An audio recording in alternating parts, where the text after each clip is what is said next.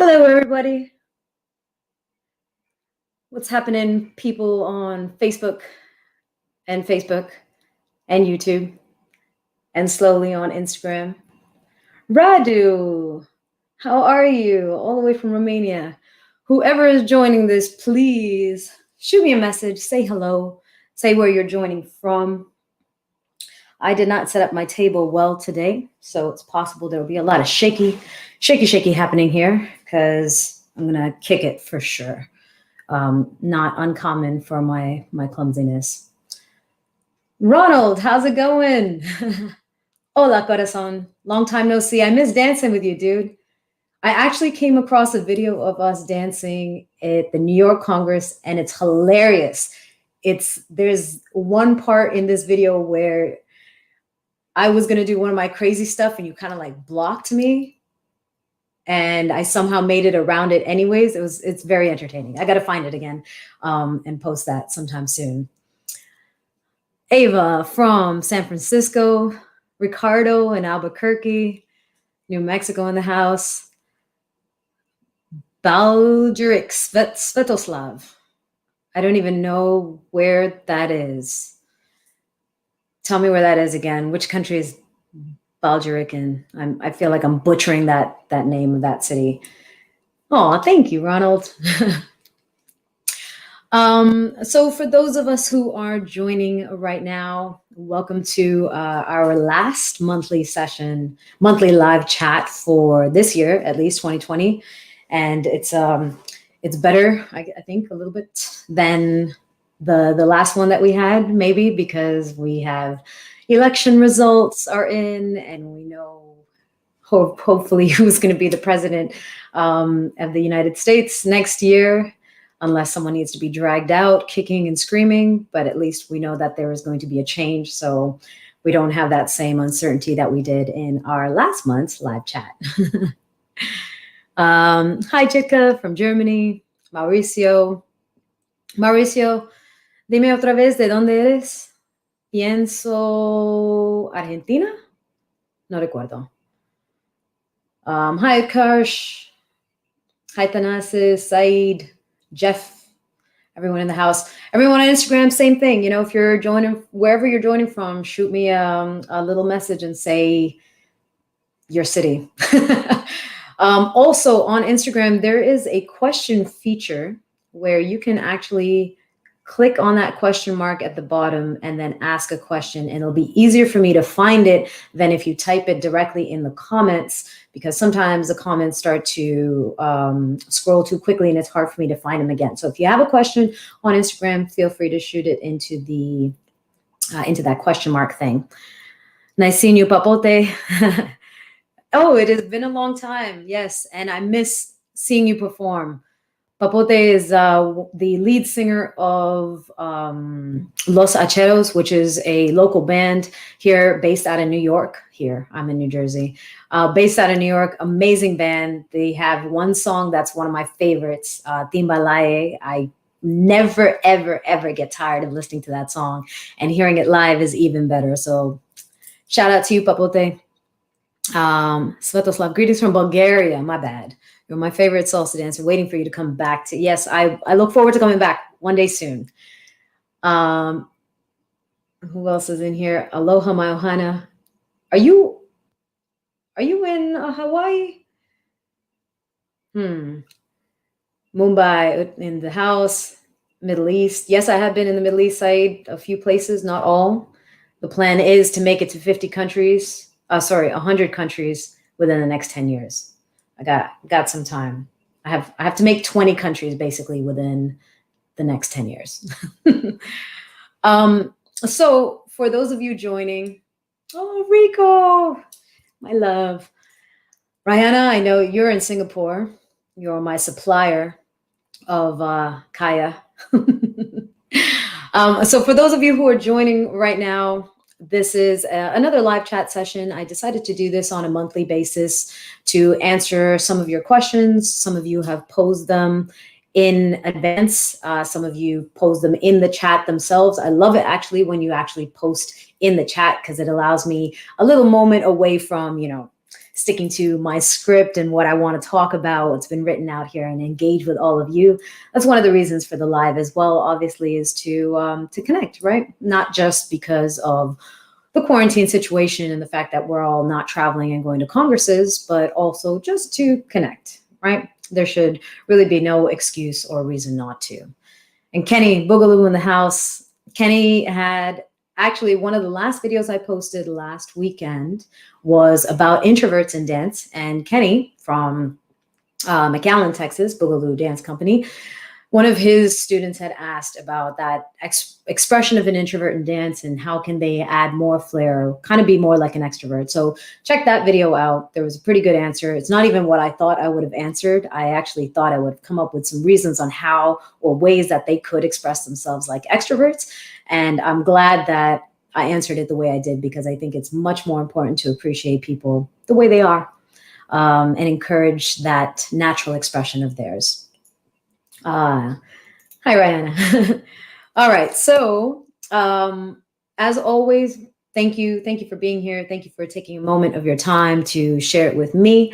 Thank you for engaging. Thank you for sending the questions. I get a lot of questions in advance, which is fantastic because it gives me a little chance to kind of structure what I want to talk about as well, and see what are kind of the most important things, and see how I can be of some use to all of you. If you are joining from YouTube, I am live on 4 platforms, on Instagram, on Facebook profile, Facebook page, and on YouTube. If you don't mind taking a minute to go and support, especially if you're already on YouTube, hit subscribe so that you can be notified of other videos like this, live chats and empowered videos that are coming up. And of course, dance videos too, here and there.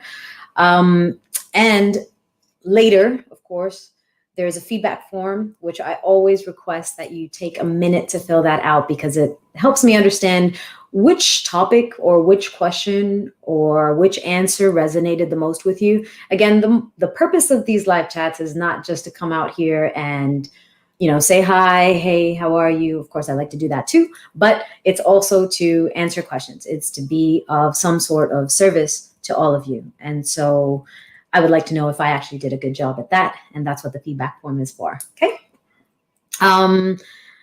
So a couple of the people in the house, Josue from Peru. Cool.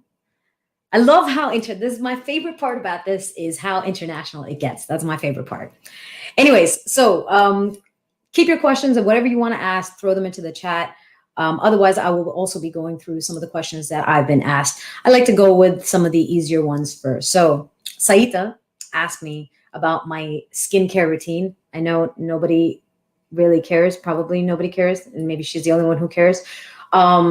It's not as complicated as you might think. I think when I was younger, I'm still young, but I think when I was younger, I used to put way more crap on my face than I do now at my still young age. When I was younger, I think I was using all sorts of different creams and lotions and even makeup stuff. I would put a lot of like eyeshadow and yeah, blush and whatnot, right? As I've gotten older, I just realized that my skin is more temperamental and it does not enjoy being lathered with products and chemicals. So now, generally speaking, Saida, my skincare routine is a very gentle face wash, which I can't remember which one it is. I think it's Acure is the brand, or another one. I forgot. I'll have to find those. And then for like lotions and stuff, I like vitamin E. I use vitamin E oil with a couple of drops of lavender and tea tree. Lavender, tea tree, because it's good for, like breakouts and things like that. And sometimes I do get those still. And if you get cut or anything, because if you know about all my sports days, you know that I sometimes end up running in things. And last 2 weekends ago, I ran into my friend's collarbone and then swelled up this entire side of my lip. And then last week, my friend's dog jumped up and basically like cut my lip. So yeah, tea tree is fantastic. But lavender, I actually heard about from another friend many years ago. Her and her husband used to do stunts They used to do stunts for movies. They're very athletic, very fit, and martial arts and all that kind of stuff. And they ended up getting caught in a fire of one of the stunts and had some pretty severe burns on their skin and on their face. And when I saw her, I couldn't tell. She had like maybe one mark that kind of looked like a what's it called, like a birthmark, but nothing else really. And when she told me that her whole face, she had scars all over, I was shocked because I could not see it at all. And then I asked her what she did, and she said she used lavender oil, lavender essential oil on her face, and it really helped with scarring. So I've started to include that in my vitamin E, and that's kind of what I do. Not for summer. Summer, it's a little bit too thick, but in the winter, especially right now, it's really nice. So that's my skincare routine, at least for my face. Gungwa from Bali. Nice. Hi, Witty from Bali. Ola, Alexander, Wade in the house. One of my best students, virtual students ever. You look younger and you shine more than before. It's your heart. Oh, thank you. And yes, lavender and tea tree oil is very helpful. So that's the skincare routine. Nothing crazy. Saida also asked tips and tricks to lift your mood, or to lift my mood. What are some of the tips and tricks that I use to lift my mood? There are a couple of things. One is music. I know most of us are probably thinking, okay, well, you're going to listen to some salsa, get that energy going up. But salsa for me really makes me want to dance. It's very, very hard for me to listen to salsa and just chill out and maybe cook or something like that. I can't. Salsa makes me want to dance. And if I can't dance, like, I get really frustrated inside. So what I end up listening to actually is I have a nice playlist on my Spotify for Sade's music. And I love Sade because I grew up listening to her through my mom. So when we first came to Canada, I was really young. This is what my mom used to listen to in the house. And it's not so much that it's lifting my mood because I'm thinking about my time with my parents, as much as it is that it's lifting my mood because it takes me back to a time when I was really young, when I didn't have all of these work tasks, projects, things demanding my attention. I did not have any of that. At that age, all I was doing was going to school and then coming back home and playing with my friends. So that was the music that was present in the household most of the time. And whenever I hear that, it gives me that sense of peace, as if there's like nothing else that I need to worry about. So music is one of those things, and music specifically selected in that way that it takes me back to a period where I didn't have to think about or worry about anything. Christmas carols are also one of those things. Again, I never really celebrated holidays. My family never really did that. So if I got invited to somebody else's house, 100%, I was there, I was eating, I was laughing and drinking and having fun, right? But my own family's household, that wasn't really a common tradition. But when I was in school, especially my younger, very, very young days, we always had around Christmas, we used to go to the gym and they would play Christmas carols, and they would have a big projector on the wall with all the lyrics to all the songs, and everybody would be singing along. And again, it takes me back to that time when I'm, having hot chocolate and watching cartoons and just being a kid with no worry whatsoever. And those are the ways music, at least, transforms my mood and lifts me and takes me to another place. And if I'm stressed out, what I want to be is less stressed out. So I usually try to find those places that didn't have any stress, like my childhood. So that is one. Another way that I often get my mood lifted and kind of disconnect from whatever craziness is happening is this show called Psych. I don't know if you've ever heard of it. Tell me in the chat if you have. It's like psychology, psych, but it's more about this guy being a psychic detective. And it's just these two friends who remind me a lot of myself and one of my best friends. And it's a very innocent show. It's about solving crimes and murders and whatnot, but just the interaction between everybody seems like there's no care in the world. And I have seen this show. They have, let me see. I think they have 7 seasons, and each season has approximately 16 episodes or something like that. And I have seen, there's no lie, I have seen all 7 seasons at least 4 times over. 4 times over. So I know, and every time I watch it, I end up laughing about something different. There's some new interaction that I see between the main characters and his best friend, or the detective, or his father. It's hilarious. So if you haven't seen it, Psych is one of those shows that definitely lifts my mood. And then my final solution, because again, I'm not great at asking for help. I'm not great at feeling crappy and saying, okay, well, who can lift me out of this, right? I'm usually trying to find my own ways of doing that. But the other way is by calling friends. You know, if I want to get my mood lifted. Now, the key, if you are trying to get your mood lifted by calling someone else, is to not let them know that you're in the dumps. And the reason I say this is because not everyone is capable of lifting you out. But most people, if they're not aware of anything that's negative that's happening, can often just present their day or present whatever it is that they've been laughing about or smiling about, or that's positive in their life to you. And then you get to benefit from that positive energy that's coming in your direction. Like myself, for example, I'm pretty good at cracking jokes about everything. You know, like I was talking to a friend of mine who sprained her ankle, right? Sprained her ankle, and she was, then that resulted in something more in her back. And she was just really in the dumps, like, you know, how could I do this? And I'm not taking care of my body. And like, what a silly mistake that I tripped on the side of the curb, and now I have all these other issues in my body. And I was able to make a joke out of it. I'm like, look, I'm a professional dancer. I've been dancing for 20 years, 20 years of my life, and I still trip. I'm still a klutz, you know, so don't beat yourself up about it, because this is not even something that you do professionally, right?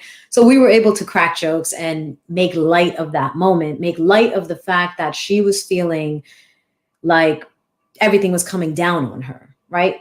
But that tactic is not common for a lot of people. Most of the time when we hear somebody who's talking about suffering or going through any type of pain, we usually want to say, oh, I'm so sorry, you know, like tell me more about it, which sometimes is helpful, but often ends up just being a deeper dive into the possibly negative or difficult emotion, right?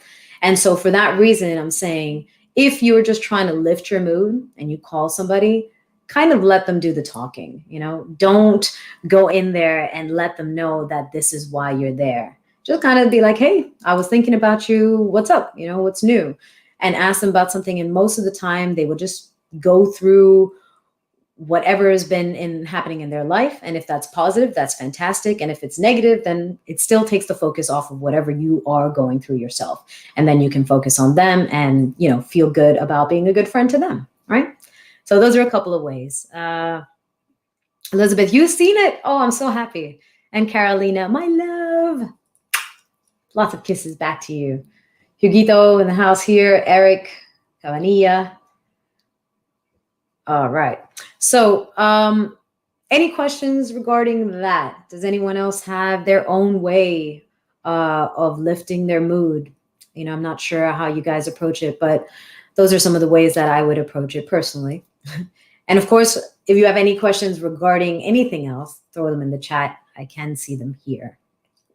All right. So the next question I had was from my lovely, one of my favorite students, Wade, who asked, how does it feel to be injured, especially from the perspective of being a professional dancer?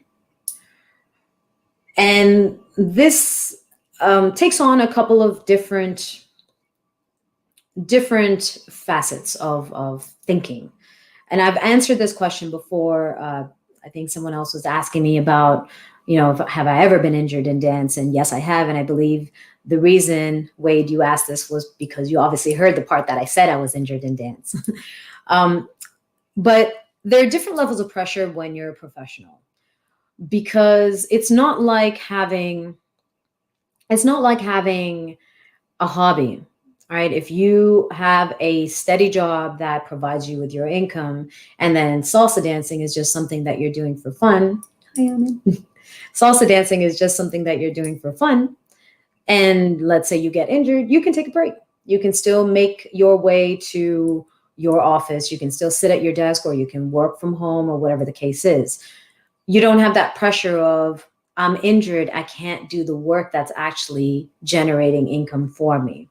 So there's that pressure. And I will admit that in my past, in my history, 20 years of dancing, that there have been many times that I was injured and I worked through it, and it did not help. Actually, my recovery took a lot longer. Sometimes I ended up having more chronic pains, or it exacerbated into a different injury. It, manifested itself in pain somewhere else in my body. And of course, when you have that pressure of trying to perform, right, trying to be on point at the top of your game while your body actually needs to rest, then you're adding more stress, right? Not just physically, but also mentally, and just in your relationships and everything. So there was a lot of pressure when it came to being injured as a professional dancer. And where that ended up going ultimately is to a lot of introspection, right? Because sometimes we don't take the time to understand or to ask ourselves what is most important to us, right? There are things that we love to do, like dancing. There are things, especially if it's a career and we are traveling, we're performing, we're teaching, we love to do these things. But when it comes to our priorities, maybe we haven't actually stopped to think about that specifically. And so when I got injured the first couple of times, I did not think about anything other than dance. Dance was the priority. And it took me 3 injuries and 3 years of being injured, kind of chronically injured throughout that time, for me to stop and say, actually, my priority needs to be my health first, right? It needs to be my health, and then dance, and then anything and everything else that I want to do. And once I had that chance, that moment of reflection, and kind of looking inwards and saying, okay, what is important? Okay, dance is important, but how the hell am I ever going to be able to enjoy it at 100% if I'm not healthy? Then all of a sudden I realized that my health was actually of greater importance than dance. And so if you do get injured and your injury affects your career in some way, it's a great moment to have that introspection, to reflect on what is important in your life, and then understand how to approach it going forward. Because once I established that for myself, once I was like, all right, my health is more important than the dance itself, it changed actually how I approached everything, right? All of a sudden, back in the days when I would just dance no matter how tired I was, no matter how thirsty I was. Speaking of thirst, I'm thirsty now. I'm gonna have a little sip of water. I forget that sometimes I just talk through this whole thing, right? I think last time I had a lot of coffee before, and I watched that replay and I was like, holy cow, that's high speed. That's like 2 times the speed. For most people, are probably trying to slow that shit down. But yeah, if you have a career like that, and it allows you to reflect and think about what's important, and then you get to decide how you reapproach that career, right? So for myself with dance, once I got injured those few times and I kept on dancing through it, the next time around, once I had actually taken time to rest and recover and my body got a chance to heal, next time around, if I was tired, I didn't dance through it. I took a break. If something was hurting, I didn't say yes to the next 10 dances. I said no, and it allowed me to establish better boundaries that respected my priorities. And one of those priorities was health. when the priority was just dance, even though it seemed like I wasn't respecting my boundaries, I probably was. In my head, logically, I was. Salsa is the most important thing. So dance, right? Dance through injury, dance through pain, dance through exhaustion, dance through whatever, just dance because that's the priority. But once I was able to establish that health was the priority over dance, then it made a difference in how I approach dance as well. Wade, I hope that that answers your question. And there's actually, sorry, there's a third part to that. So one was how it affected me, right? Which was the level of pressure that it puts on you as a professional because you actually make a living out of your body performing. So you're not just sitting at a desk or, on a computer. Then there's the introspection, which allows you to reflect and find out your priorities. And that's something I think we all need to do, but sometimes we just don't until we're absolutely forced to, which is how I ended up doing it ultimately. And then the next level, when it comes to especially injuries, physical injuries, could also be mental, like burnout or anything like that, is preparation, right? That's the next stage, is how do we prepare and train and create an environment that allows us to not have to repeat this again, right? So one of those ways was to obviously create those boundaries, set those boundaries and adhere to them, right? If I was feeling tired, if I was hurt, if I just didn't want to do something, being able to say no. But in addition to that, it was also training my body. It was physically training my body so that I am stronger, so that I'm more resilient, so that my body can move quickly, so that my body can change directions quickly, so it's not going to end up spraining an ankle or something, right? It was training in a way that would make my body stronger and more capable of doing the things I want to do without injury, without as great of a risk of injury as I might if all I was doing was dance. Because there are a lot of people who just dance, right? They do nothing else. There's no sort of physical fitness regimen. There's no stretching. There's nothing. It's just dance. And that's great. Dance is a fantastic activity. Dance does get your heart rate up. It gets you moving. Your muscles are also active. Yes, it's fantastic. However, it's not enough. And considering the type of dancing that we do. We need to train our core, right? That's how you're going to support your back. You need to make sure your muscles in your legs are nice and strong and active because you're doing a lot of twisting on the balls of the feet, which if you're on a sticky floor, that's going to end up creating friction on other joints like your ankles or your knees. So you do need to train your body more than just going out to dance. Unless what you're doing when you're dancing is just doing a basic and a simple turn. That's fine. That's your movement. That is your activity. But if you're trying to pursue dance on a higher level, even if it is as a hobby, not even as a profession, then you want to make sure that your body is capable of sustaining and absorbing and adapting from any type of impact that it might be receiving. A friend of mine had said something about basketball that they like, because I think I don't know what we were doing. I think we were walking somewhere and he like twisted his ankle. I was like, doesn't that hurt? Like, are you okay? He's like, yeah. I used to do this all the time in basketball. I was like, you sprained your ankle many times? He's like, no, we used to actually do drills where they would, the coach would have them walking with their ankles turned in or like kind of turned out or whatever, and just forcing the body to be able to create small impact in these positions that are weaker than normal for the average person. Because why would we ever walk, with our ankles turned out, right? There's no reason for that. So our body's not capable of actually sustaining any type of impact in that position. That's why when we trip off the side of a curb, like we sprain our ankle and we feel pain, right? But you can train that, right? Just like let's go back to Kickboxer, right? The movie Kickboxer.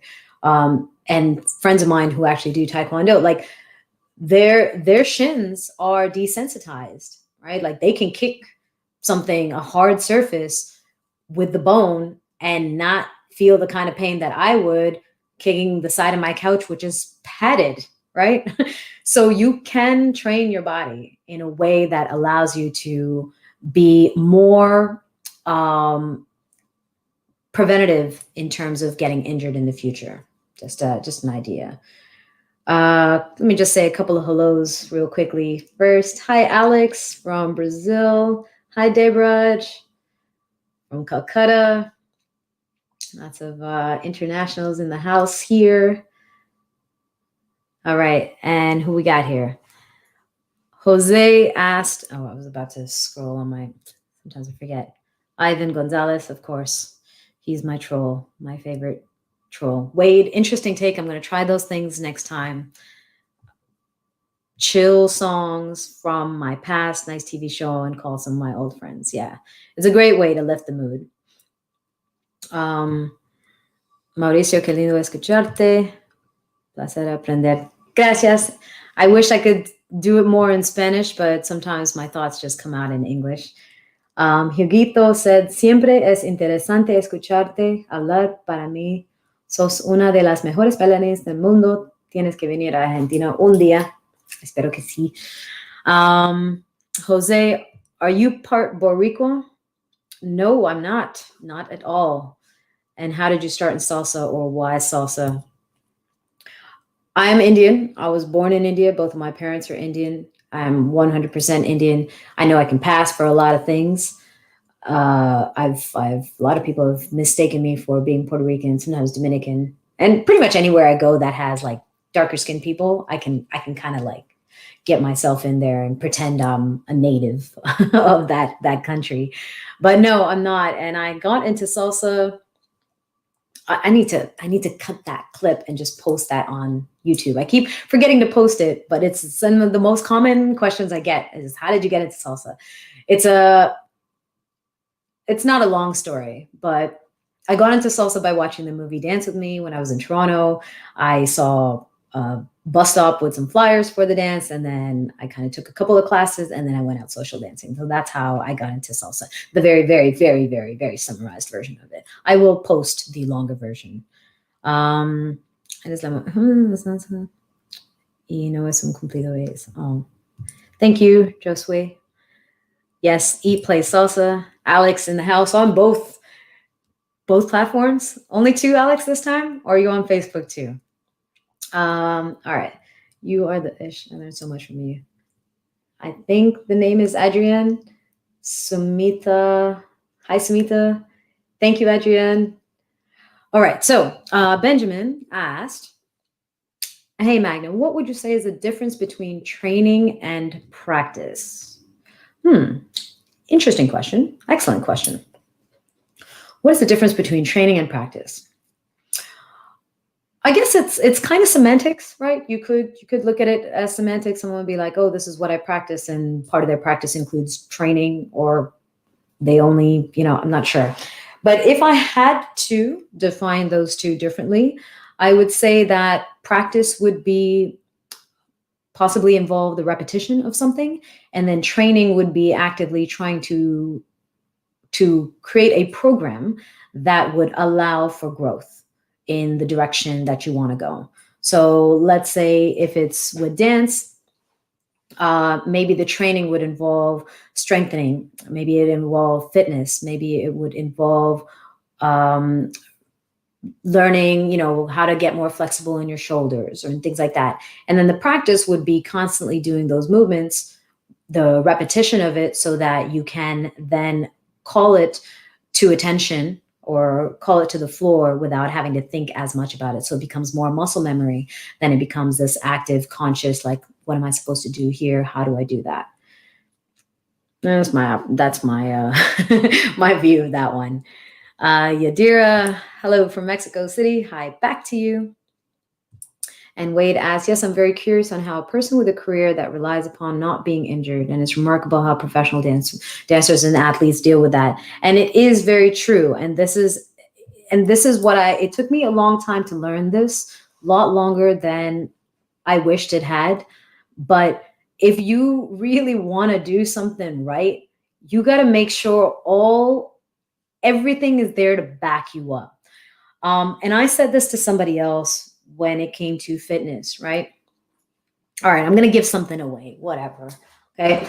I said this to someone else when it came to fitness, because they were like, why do you do all of these things? Like, why do you train so hard? You don't need to lose weight. You've got good muscle tone. Like, I'm sure if you just did what you did, your basic stuff like taking a walk or whatever, you'd be fine.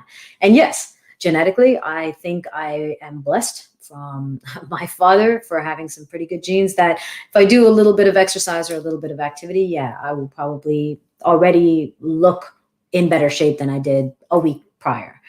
However, this body, that's getting older, has inside a child. Inside this body, this body, I have what I like to say is a 6-year-old, and not a 6-year-old girl, but a 6-year-old boy. And oftentimes that's very, very different, right? You might have 6-year-old girls that are perhaps more interested in just, staying home and, I don't know, playing with toys or dolls or whatever, right? I had plenty of friends like that when I was a kid. And then you have the boys who want to climb and run around things and jump on this and jump on that and grab this and lift this and carry this and throw that, right? So that's what I have inside. I have this 6-year-old boy inside, and I want to make sure that I can support that child, right? That I can support whatever it is that he might want to do at any given time. And so my fitness routine is designed to do just that. My fitness routine is so that I can, if someone was like, "Oh, let's climb that tree," or if we're going hiking, I'm like, I see something interesting. I'm like, I want to go and see that part. They're like, "Yeah, but you got to be really careful in how you step." No problem. I train that way. I train speed, I train agility, I train balance, I train precision. So yeah, I'm not concerned about that as much as I would be if I didn't train all of those things. So that moment of adventure that I want to go on, I can do that very safely and very comfortably and very confidently. And I think that's the element, about that professional approach to something, is if you really want to do something right, make sure everything else that is going on in your life can support that. And that's not just a physical thing, but that's a mental thing as well. That's an emotional thing as well. So for me, for example, when it comes to teaching, when it comes to creating courses, or when it comes to having a good energy at a social event, right? A social night of dancing. Yeah, it would be really tough if I was going through a lot of difficult things personally and emotionally.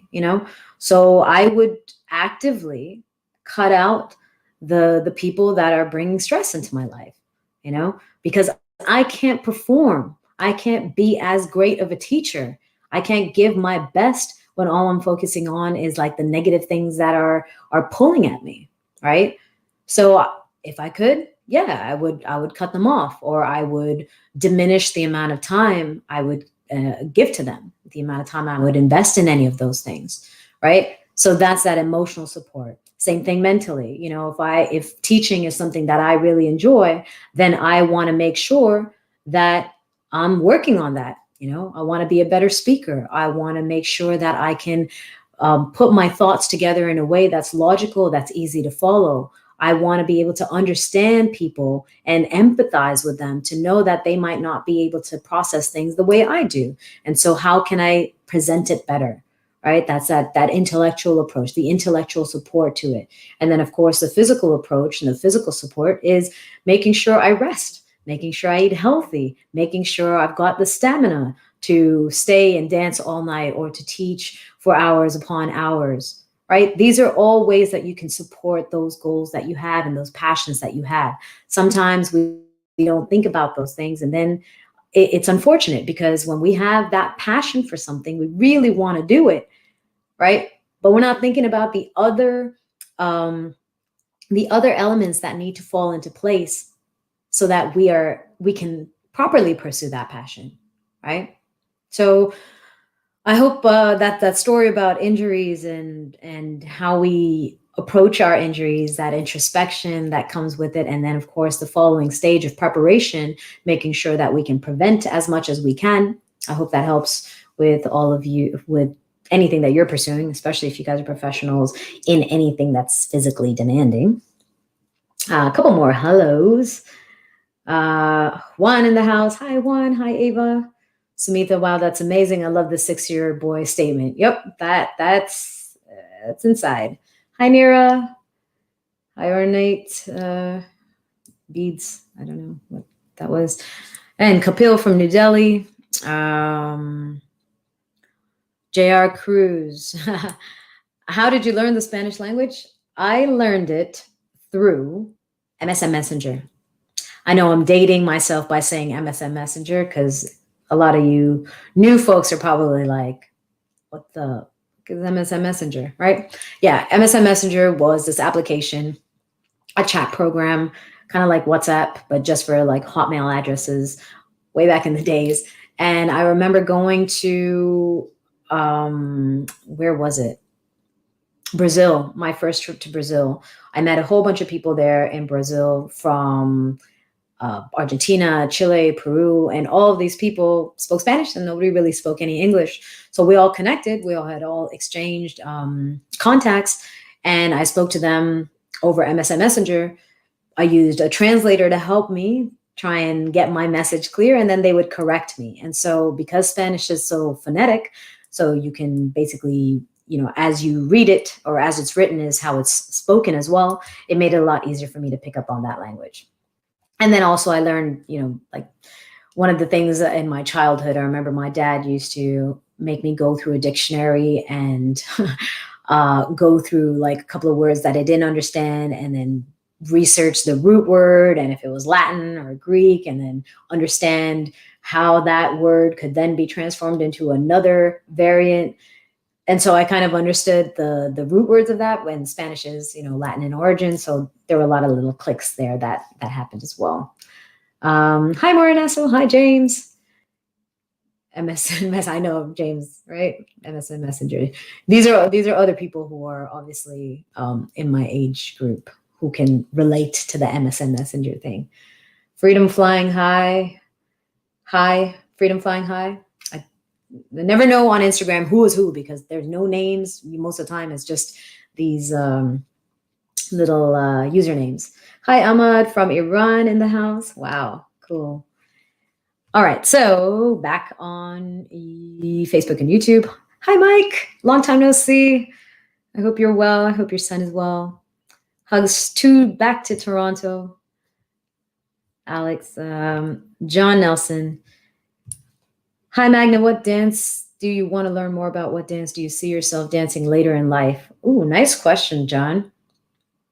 In terms of dances that I want to learn more about, I like to kind of approach them just pretty randomly because there's not one that I'm specifically trying to learn in that way. And most of the dances that I like are social dances. I really enjoy the interaction with another person and playing off of them. And considering right now, obviously that's not really an option. And the investment of that, of course, of going out and then finding a social venue and then finding people that are at a level that can challenge you is the other aspect that kind of hasn't really allowed me to pursue many of the other dances that I find interesting.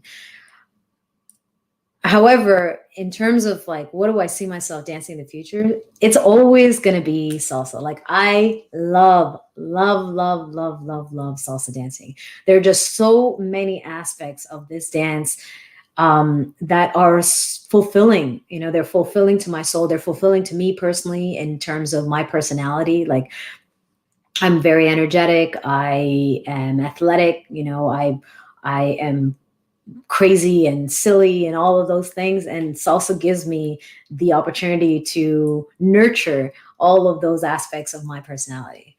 Whereas there are other dances which I like let's say West Coast swing is also quite nice, but there's an element of it that, you're not really like breaking out and doing shines, right? You're not kind of doing your own thing. It's almost always connected. Or something like tango that's very elegant and very beautiful, but some of the really silly things that I do probably would not fly very well in tango. They just kind of look down at me and be like, ah, this peasant, what is she doing? Get out of our scene, right? So salsa is always going to be my love until the day that I die. And as long as I can, I'm going to try and share that passion as an instructor and a social dancer and a performer. All right. Michael. Hello, Michael. Hi, Sean from Jamaica. Woo. I want to go to Jamaica. I haven't been there yet. All right, JR, have you competed in salsa? Is ballroom salsa different from what you do? Ballroom salsa is a little bit more structured than what we do in this would be kind of a commercialized street salsa. It is different from this, but ballroom, I think they call it mambo, if I'm not mistaken, in the competitions. And have I competed? I have competed in like Jack and Jill's. Nothing crazy, nothing super serious and structured like some of these competitions that they have in Florida. I think they had one in December or something like that. The reason I haven't is mainly because it's very structured, and it would be its own challenge, actually, for me to be very structured in my dancing. Like if I wanted to approach it that way and say, okay, I break all the rules. Let me see if I can stick to the rules. Yeah, I would approach it, but it's not in my interest. So that's the reason I haven't. If something becomes of interest to me, I will pursue it. Wade was also there on MSN. Okay, thank you very much. I don't feel as old now. Elizabeth asked, do I also speak Portuguese? No, I do not. I love the way it sounds. I can sometimes understand some of the words that they're saying, but not always. Quentin Castaño, un beso desde España. A ti también. Kapil said, how many dance forms do you dance in total, and which is your most favorite dance form? Well, the favorite one, I think I just answered, which is salsa. I love salsa. But in terms of other dance forms, partner dancing, I can kind of dance pretty much anything. I like to approach dances as I'm capable instead of saying that I can't do something. I prefer to say that I can do it and then just see where I'm lacking. And then if I really want to do it, I can improve upon those areas that I'm lacking. So yeah, for partner dances, tango, kizomba, obviously salsa, bachata, those Latin dances, zouk, West Coast swing, pretty much anything. Yeah, I'm down for almost all of it. Okay, Sean, not sure if this was asked before, but asking just in case. Outside of salsa, what else do you dance to? I feel like 3 people asked this today. Sean, I hope I answered it for you by now, if you were listening to the other answers. All right. Rishi, just search for random live streams. Nice, you have an awesome deep voice and a great back wall display. Cool. Thank you, Rishi. All right. If you have any other questions that are not, which is my favorite dance, you already know salsa is my favorite dance. Throw them into the scene. Throw them into the scene. Sorry, throw them into the chat. I'm going to answer one more question here before I answer the ones that I got in advance. Milan asked, where do you feel the salsa scene will be? Oh, salsa scene is a tongue twist. Where do you feel the salsa scene will be post-COVID, both on a festival Congress level and a local level? New York City, New Jersey. That's an interesting question. To be honest, I'm not sure. I think we will return to the scene that we had before. The vaccine, there's a lot of hope and positive news about the vaccine. So I think maybe in a year or two, we might be able to return to that. People might be taking better precautions, although I'm not sure what those would involve. Even with this whole pandemic, I think there's like a huge element of just mismanagement and misinformation or lack of information, lack of full information that resulted in the outbreak being as global as it has been. And obviously in the US, the management of it has been just disastrous. So I would say, I would think that it will return. I think it'll be quite slow.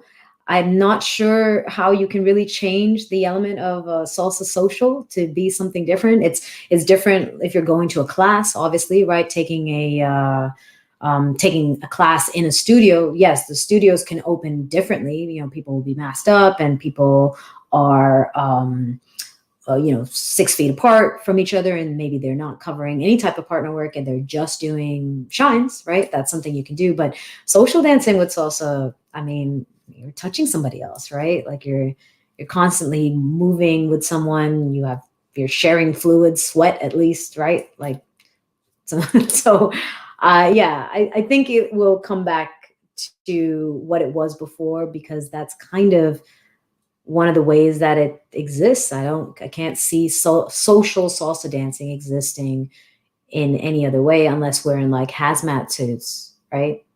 So other than obviously the masks. Tyra asked, do you have any dancers that have influenced you?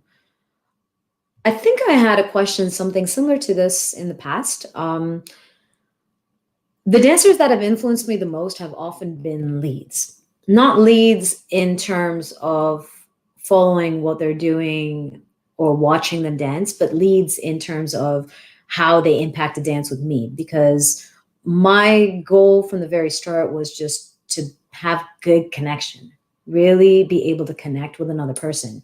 And so where would I get that opportunity would be within an actual dance.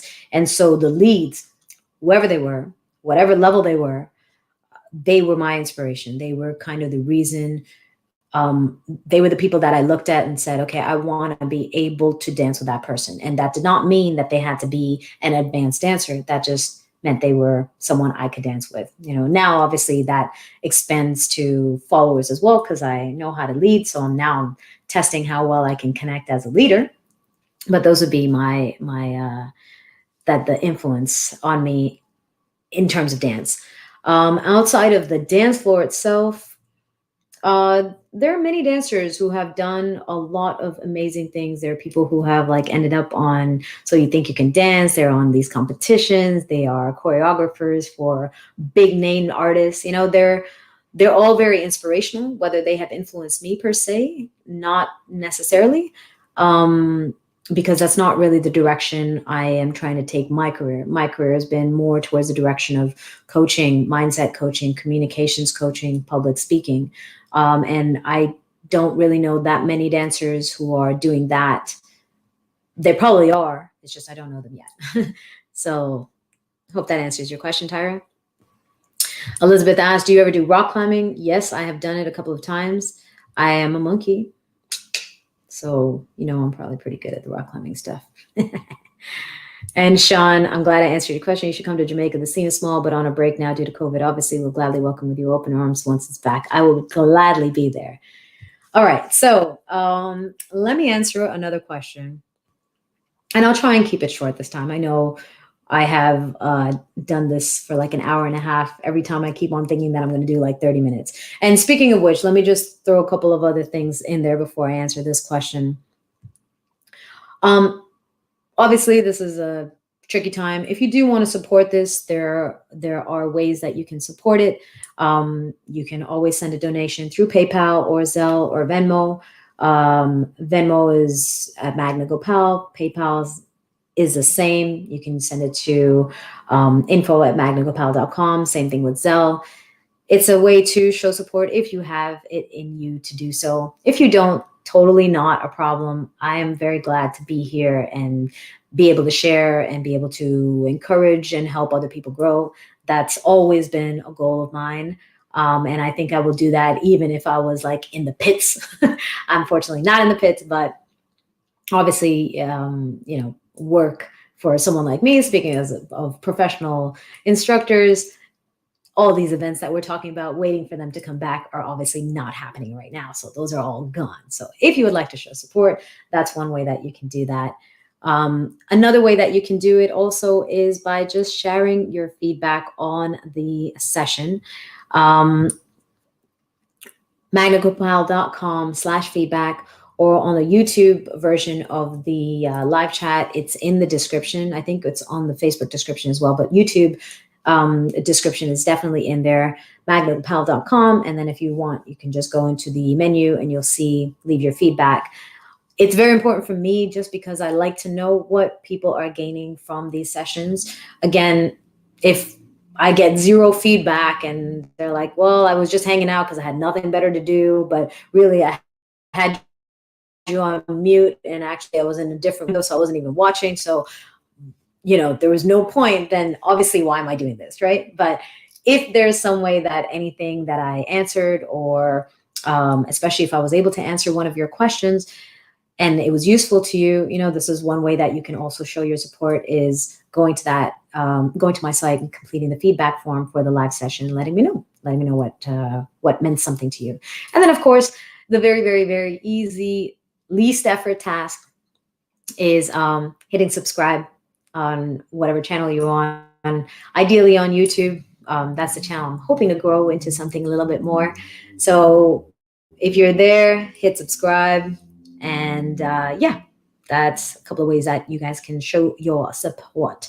Oh, also, I forgot that there is also upcoming QFit. For those of you, we have talked about it sometimes, about the fitness training that I'm doing. The next edition of QFit, it's a 4-week series, is starting on Monday, December, what is that, 7th? December 7th? Yeah. December 7th. So you can sign up for that on my website as well, magnagopal.com/QFit. You should be able to see it in the menu there. It is Monday, Tuesday, Wednesday live sessions with circuit training, strength training, cardiovascular, Tabata training, interval training, and then also yoga. And then you have the replays through the week so that you can do whichever workouts you liked, or combine them however you want. And then, of course, the following week, I have a new set of exercises. And all of these exercises are training you to take care of that little 6-year-old boy inside, if you have one. And if you don't, then you're just super, super good after the workouts, because you don't have to worry about like running and jumping onto anything crazy. So if you want any more information on that, that is available. And Carlos just said, love it. The best exercise ever. Really recommend it. I appreciate that. Thank you, Carlos. I make him work. Okay. So going back into the comments really quickly. Ooh, wow. I got some long ones. Happy Francois. Happy to see you. Good memories. Hi, Francois. Back in France. In France, yes. Sheila Santos. Hi, Sheila. QFit. Oh, and Elizabeth, one of my regulars from the very start. She's my vet. QFit with Magna rocks. I love it. Thank you. And Wade, also another one of my vets. Raquel, I'm going to answer your question right now. So Raquel asked, has salsa been losing its popularity overall prior to the pandemic? In Austin, Texas, it seems like it started to die off a bit after my generation. It used to be an amazing Austin scene like 20 years ago. But in modern times, prior to the pandemic, it seemed to not be continuing with the newer generations. Is salsa still gaining popularity around the world, or becoming obsolete? Can we save the salsa scene when the pandemic is over? Lots of love. Thanks. I have been to Austin a couple of times, and the salsa scene there was, from what I remember, was amazing. I would say that salsa has encountered more competition, and it's good, because there are different types of personalities, right? There are people who don't want to do crazy turn patterns and all that kind of stuff and feel pressured when they go out to a salsa social because that's what everybody is doing. And so for someone like that, maybe a kizomba is a better dance, that really caters to their personality and their emotions and how they want to express themselves. Someone who wants to do a little bit more, but not as crazy as the turn patterns and things that happen in salsa, bachata might be an option for them, right? So I think salsa's got more competition, but what it does, it just allows us all to discover a little bit more of what we love and what we enjoy. I think one of the ways to keep a scene growing and to not lose salsa is to integrate it, right? Is to have these events that instead of having a room that is just for bachata or just for kizomba or just for salsa have a room that includes all genres, right? And you circulate through those songs, 2 or 3 of each or whatever the case is, and let people then decide whether they want to stay and be social, stay in the same environment interacting with other people, or they want to leave and then come back, or they want to spend the time to learn a little bit of the other dance so that they can still be on the dance floor regardless of what kind of song is playing. I've had this experience in my travels when obviously it's a big event. They usually have separate rooms for everything, but it was so hard for me to leave the salsa room because I loved it so much, you know. And as much as I would want to go and maybe dance a bachata with my friend or go dance kizomba with some of the instructors that I knew, like I would just almost never get out of the salsa room. Whereas there have been smaller events where they've had one massive room, only one room, and in that room they've got salsa, bachata, kizomba throughout the night. In those rooms, like I actually dance everything, even though I might not want to sometimes. So I'll sit it out and just talk to my friends. But oftentimes, because the music is right there and I don't want to leave the room because I don't want to miss the next salsa, right? So I stick around, and then someone will ask me for a kizomba. I'm like, sure. I'm not gonna leave. I'm not gonna like leave the party. I'm gonna stay in the party, and I would ideally like to be dancing. And it kind of encouraged me to try other dances. So for a scene, Raquel, I'm not sure if you are in charge of, organizing events in Austin, but maybe that's an approach, right? Is to either organize an event like that or speak to other organizers who are doing their own events, especially if they're more of a segregated event with just one specific genre of music, to see if they can set something up that combines everything, right? Because that's one way to increase the scene's popularity and to maintain the scene's popularity is that genre rather is by exposing people to it, right? Because now when people get into it, maybe they don't even see salsa. Maybe all they see is bachata, right? Or all they see is kizomba. And so that's what they gravitate towards, and they don't even know about the other stuff. Like it was many years before I even knew about kizomba, right?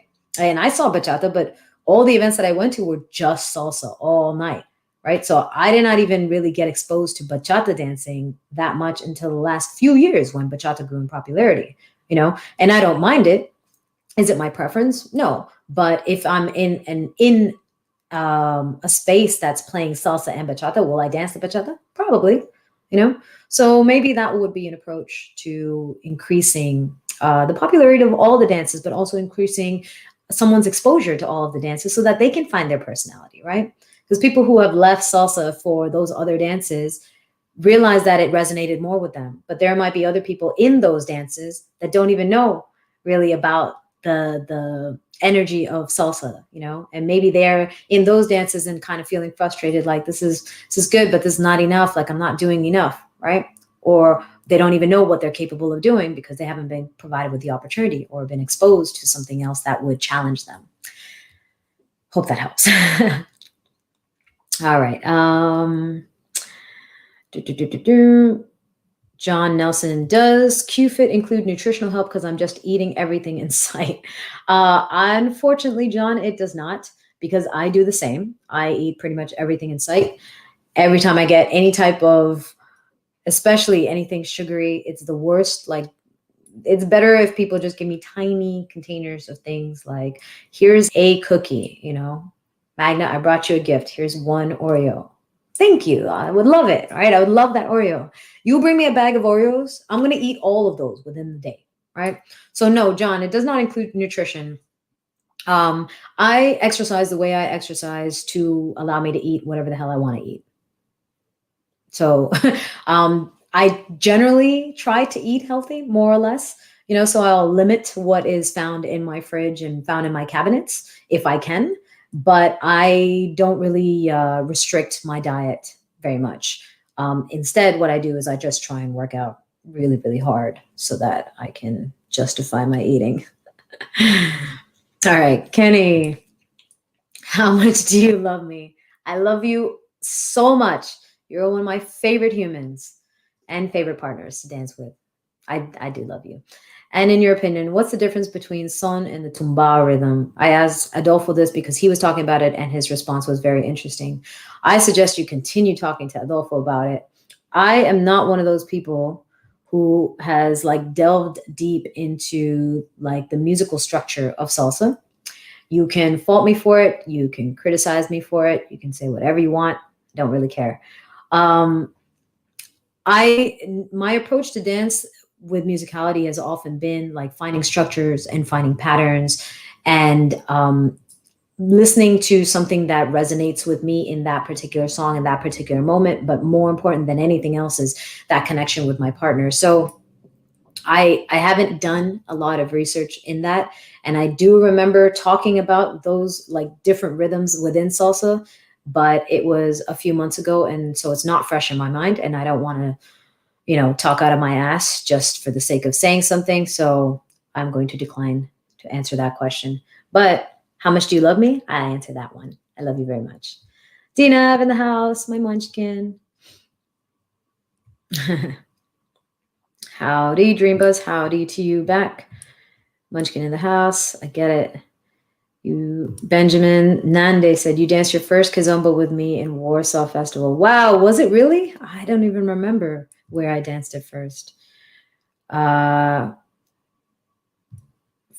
your name, I think you have an Indian touch. How to avoid eating junk food in study times.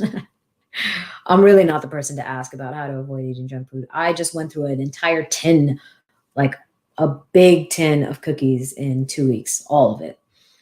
JJ Pachanga, how are you, my dear? Yes, he remembers how I love Belgian chocolates. He brought everybody a gift. I think it was in Georgia. I ate all of mine before the event was finished, and then I think I started having little pieces of other people's chocolates. Kenny never.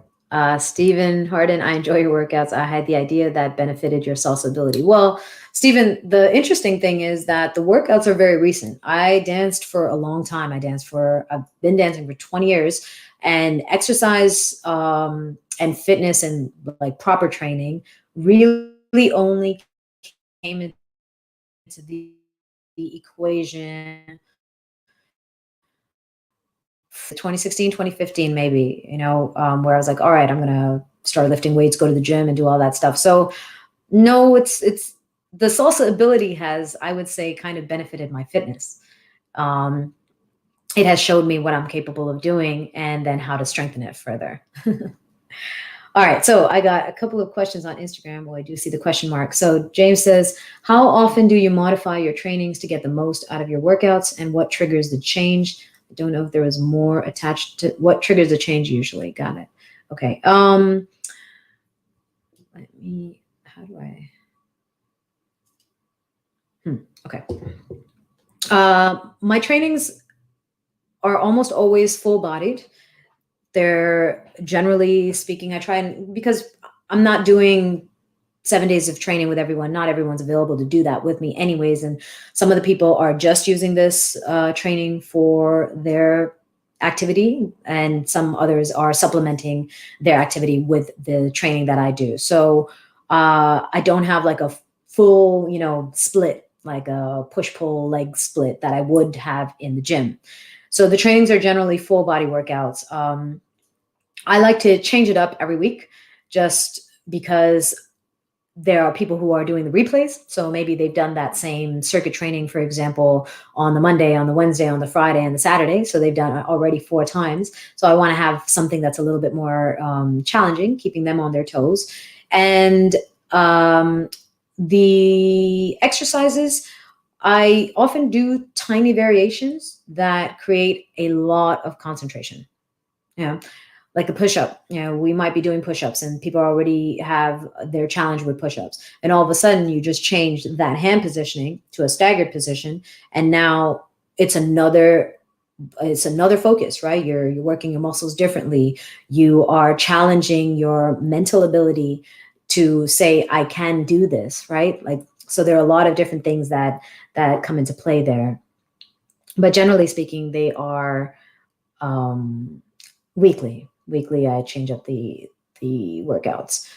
Marianne asked, have you ever danced Samba de Gaffiera? Yes, I have. When I was in Brazil, I did. I loved the dance. It was really, really fun. Um, and then Dawn asked, what do you think about European type of salsa where basically it's hand movements? I'm assuming you're talking about turn patterns, really? I don't mind it personally. It really depends for me. The type of dance depends on the moment and it depends on the person that I'm connected with. So if I'm dancing with someone who is all patterns, right? Like I always give this example because he's a brilliant example. Super Mario. Super Mario, a million moves, man. He's got tons and tons of patterns, right? Um, if I was doing that with somebody else who was maybe not looking at me, never smiling or connecting with me in any way, I don't know if I'd enjoy it as much. But because he and I are friends, every time we dance, we're laughing and smiling.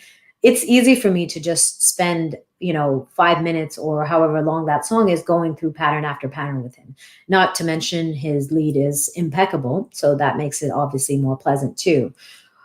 Same way with some people, who are really playful, who have a huge repertoire in terms of how they move and how they isolate and all the like Afro movements that they have, or jazz or hip hop or funk, whatever they have. Sometimes maybe they just want to do footwork, right? They don't want to do anything that's actually connected turn pattern wise. Maybe they don't feel comfortable or it's just not their preference. So in those situations, again, if there's a connection there, if we are making eye contact and engaging and interacting with each other, I don't mind doing that either, right? So for me, it's every moment is different and every connection with a person is going to be different. And so what I try my best to do is appreciate those moments for what they are and appreciate and accept the person as they are. Johan said, hello, how are you? I would like to write an article on you. Are you agree? Sure. Send me a message. Johan, you can, oops, almost knocked something over. You can, yeah, go ahead. If I can answer any questions, I'd be glad to. All right, so we are back over here and looks like we are going over the hour mark. Okay, I swear this is the last time. Jack Devaney says, you look like a mix between Sade and Julia Louis-Dreyfus. Excellent genes combined with training. Thank you. Sade and Julia Louis-Dreyfus. She's hilarious. I mean, Julia Louis-Dreyfus is. But Sade, I can see. Okay, so you know where I get Sade a lot sometimes? Is because of my head. Is this massive 5 head. So anytime I put my hair back, I sometimes get the comment of, you look a lot like Sade. And I'm like, could it be this? All right, so are there any other last questions? There is something else I'd like to go into, but I feel like we're going to go way over time and I really don't want to keep all of you longer than you've already been here. And also my charger is nowhere nearby. So my laptop looks like it's getting lower and lower on battery. Again, if you want to support, there are a couple of ways that you can do that. You can obviously send a donation if you like through PayPal, through Zelle, or through Venmo. Venmo is at Magna Gopal, PayPal and Zelle, info@magnagopal.com. That's one way. Again, you do not have to. Your presence being here and interacting and engaging is always really, what it comes down to.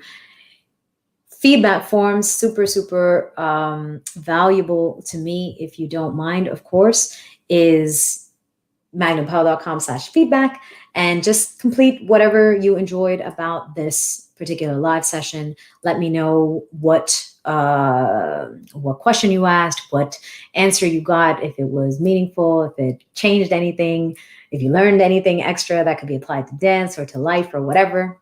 And then finally, if you don't mind supporting the channel on YouTube, which is again, Magna Gopal. That's really easy, right? Magna Gopal. Just click subscribe and then hit the notifications button for that as well. All right, so what we got? Got any other questions? What city do you, Elizabeth, will you please post all your links here or in your groups? Yes, I can. I can definitely do that. I will post that in the YouTube because that's usually where I can actually keep this, the live chat available. So I will actually add that into the YouTube description. Banner, stop. Loading. Hold on. Okay, there we go. Yeah, so I will add that. I will add those links. I will also include them in the Instagram. I'll throw them into my story, so whoever is logged in on Instagram, you can check the IG story after. And then Facebook, I think it'll be gone from Facebook, but it will be available on YouTube, and so I will definitely add those. Thank you, Elizabeth, for mentioning that. Okay, a couple other little parts. Kenny, I took your workshop in New York City a few years back, and you had updated the technique on spotting for spins. Any tips for people who want to do multiple spins? Take my course. It's online. Learn.magnagopal.com has online courses.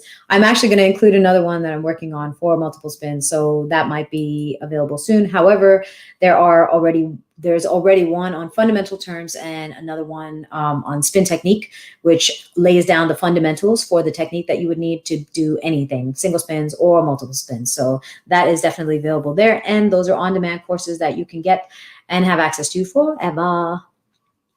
All right. Joe. Hi, Wilson. Where did you get the dance bug? I got the dance bug around the same time I met you, my friend. We had the dance bug. That's how we actually became friends, because we were always dancing with each other, except not salsa, hip hop, R&B stuff. Yeah, back in 2000. All right. Marcelo. Hi, what city do you live? You said you teach and you want to get better at salsa. I'm an award-winning teacher of salsa and Argentine tango. Confused to invite you to train or... Oh. Marcelo, why don't you send me a DM, a private message instead, and we can talk about that option. We'll see what's possible to collaborate. On that note, there's two more things that I want to talk about. I'm going to save them until the next chat. Also, in the feedback form, in terms of like other information that you can, I think there's one field where you can add anything extra that you'd like.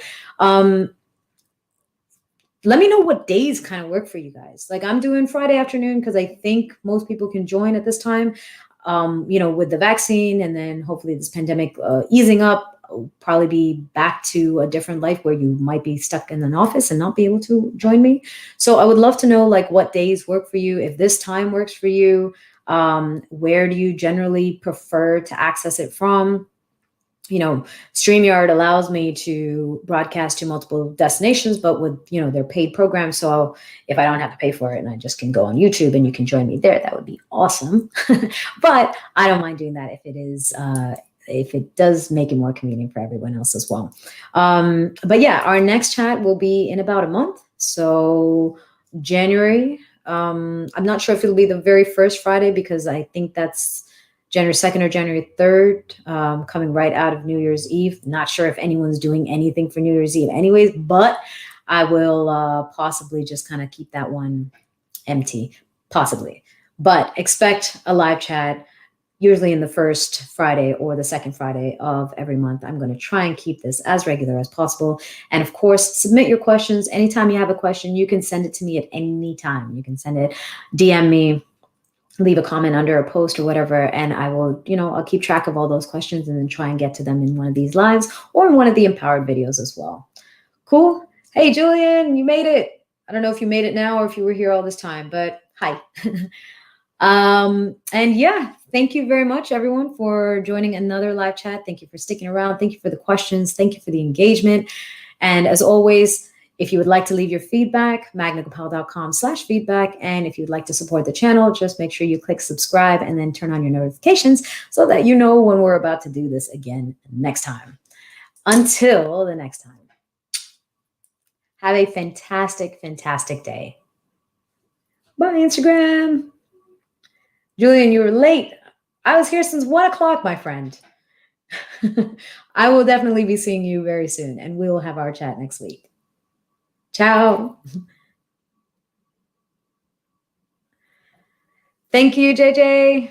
Thank you, Wade. Thank you, Kenny.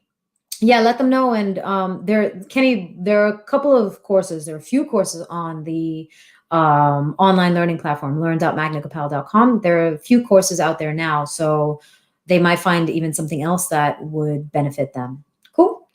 And Raquel, thank you for that excellent question about the salsa community. I hope that you can find a way to encourage the organizers to include, make it more inclusive to different genres so that people have that exposure and people can still, get their fix no matter what dance they're in.